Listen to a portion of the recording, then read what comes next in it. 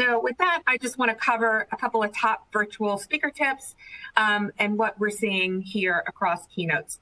First of all, background appropriate and also not distracting. Keep that in mind as well. I've attended sessions with fairly large floral arrangements or bright backgrounds or people in the background moving around. It's distracting. So make sure that you're limiting distraction and you're providing an appropriate backdrop. Also, make sure that the camera angle mentioned earlier, camera angle should be at eye level, not coming down too dramatically, not coming upwards because that's the nose thing again. Make sure that your camera angle is appropriate. Also, you want to look at how you're framing the shot.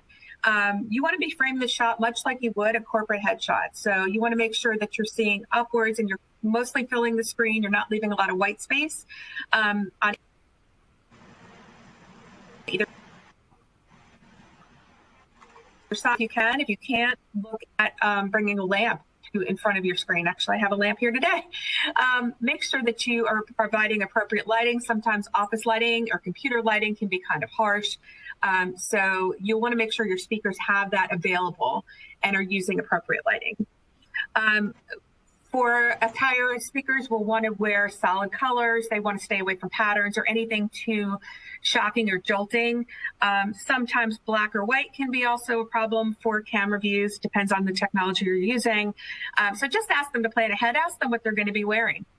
Or if you have requirements, make sure that you're communicating those effectively. Another topic that's near and dear to me is my glasses. Making sure that if your speakers and presenters have glasses that you're not seeing a reflection or a glare, try to minimize those as much as possible. And then lastly, proximity to the screen. I mentioned earlier about white space around. You want to make sure that your speakers are not sitting too close to the screen. I've read studies that makes people really uncomfortable. You want to make sure they're also not too distant from the screen, that your audience gets a good view of them. So work with your camera angles, make sure that you're setting up and you're testing ahead of time.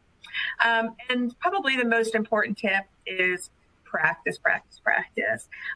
What we recommend is that our speakers or keynote celebrities, they plan on about 3 sessions with an event planner before the event. First one is to talk through content. And you're going to talk through what is the gist of the session, maybe some high-level brainstorming of ideas. The second session will be a dedicated tech run-through. You want to make sure that your technology is resonating, the audio is good, the video, the backdrop, all of your Wi-Fi is enabled that, at a speed that will facilitate the session.